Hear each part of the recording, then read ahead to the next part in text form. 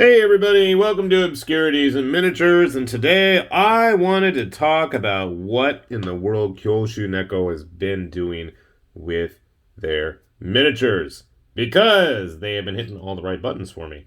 So you may have seen I've been painting up quite a few of their figures in the past few weeks. This is one of their Sohei Daimyo, and my terrible Bishamonten written down there that I absolutely am going to take your guys' suggestions and probably try using one of those macro pens or something. But that's beside the point. In addition to all of their regular samurai stuff they're doing, Kyoushuneko are seriously the only people that I can think of that are actually regularly putting out really cool samurai themed 3D printable models anywhere. I know every now and then there's been a couple other companies that do it irregularly, but nowhere near as often as Kyoushuneko have with theirs. And I mean, I know they have an extensive, and I mean quite extensive range of various dwarf types. That's kind of where they got their start when they started the 3D printing thing. But they did actually do a few 3D printed dwarves. These ones were actually quite modular with the heads and arms. This is my little Shogun one. They all fit on 25 millimeter bases, 20s as well. This is the Vagabond Ronin model that they came up with. And all of their hands, at least, are totally compatible if you want to go snatch up any of those. That's not actually what I wanted to talk about today. What I actually wanted to talk about were their Oni. I am always in the mood for new Oni models, and I believe this was one of their very first ones. And most of these are going to fit on 40, 50 millimeter bases, and I've been printing them like crazy because they just put out a new Oni Warlord, which I'm really, really pleased. And as soon as I saw the renders, I'm like, well, I'm getting that. This is actually one of the few multi-part Oni models. He's supposed to have his little banner plug thing there. I'm going to call him the Lightning Oni because it looks like lightning and all. Good size model, 40 millimeter base. Some of the Oni do need to have 50 millimeters. This is the Ninja Oni with the blood dripping off his blade, or maybe it's just rusted and messed up. He is wearing a mask, which is interesting. Maybe I'll have to paint it like gold or white or something. A little bit lower pose there. We had a Sohei Monk Oni, which was kind of a cool one. Something different. I haven't even printed them all. I know I printed a while ago the first one. Now that I think about it, if it's not him, it was the female one.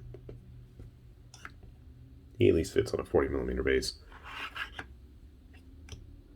But I really wanted to show off the Warlord one. When I saw this, I was like, yep, that is totally my kind of model. Decked out in heavy armor, lots of different textures and patterns all over him on the various armor types. He's got the furs, he's got the cloth, he's got the big badges, and it fulfills my way too many weapons quota. There's 3 right there, and the one in his hand. He's just a big dude. As you know, I tend to like and enjoy larger models. Grabbing some other fun Oni type models from other companies. I'm really thinking one of these days, as things start to improve out there and actually local shops start to open up in terms of gaming again, I'm thinking that I'm really going to have to try running a fantasy themed Oni army, if the words come out of my mouth correctly. And maybe we'll have to get some of the Relic Knights guys. But honestly, in addition to the Oni, like I said, Kyoushuneko are just about the only ones that on the regular are putting out, well, not just fantasy, but just Japanese and Asian themed models in general. So I know I showed off, maybe in the last week or so, they had their ninja models. I did a horrible job painting one. Some fit on 30s, some can fit on 25s. It really depends on the stance.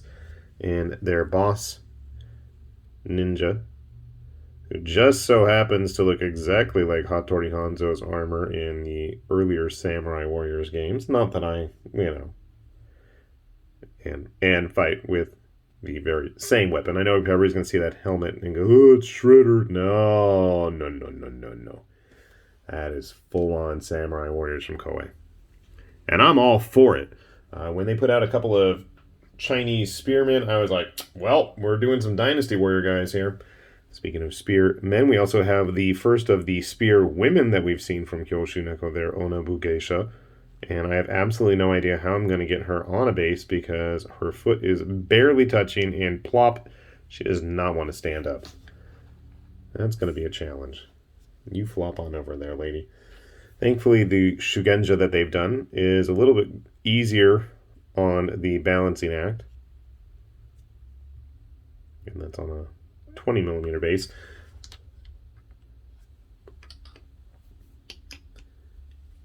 One of the cool things they actually released to everybody was one of the other patrons decided to do a remix of the Sohei Daimyo using a couple of other parts. These helmets, I believe, were the Kirin Rider Cavalry, and I'm not sure some of the other stuff is, but it's totally like a homage to Togashi of the Dragon Clan from Legends of the Five Rings, which is absolutely what I'm going to be painting him as now that I finally got this video finished up.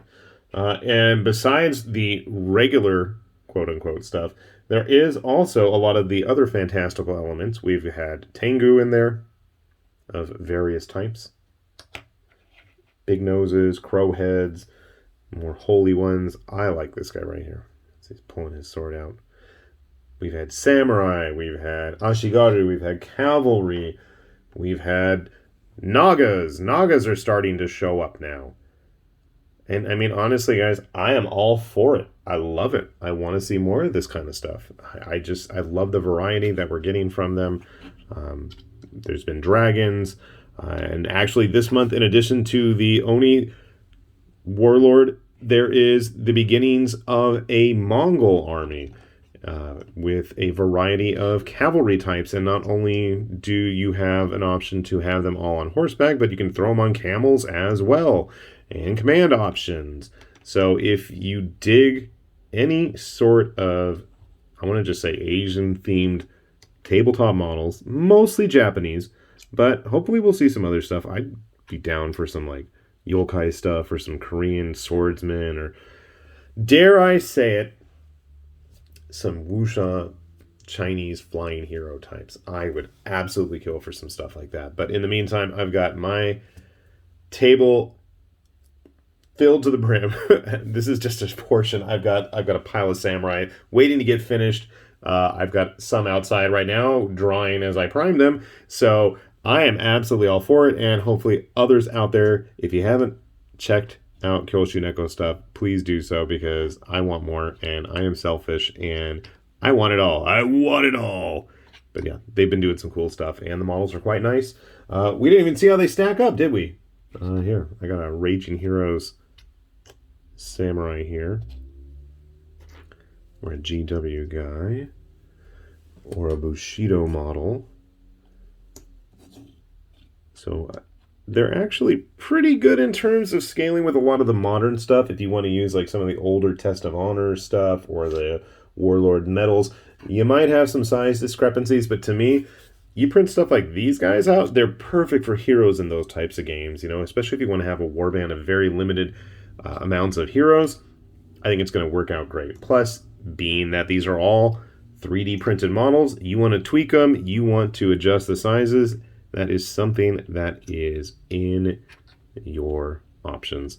So I'm going to put a link down below. You guys want to take a look at what they got currently. We'll have a link to both their Patreon and to their My Mini Factory page, and we'll let you go down that rabbit hole from there and hopefully enjoy this stuff just as much as I do.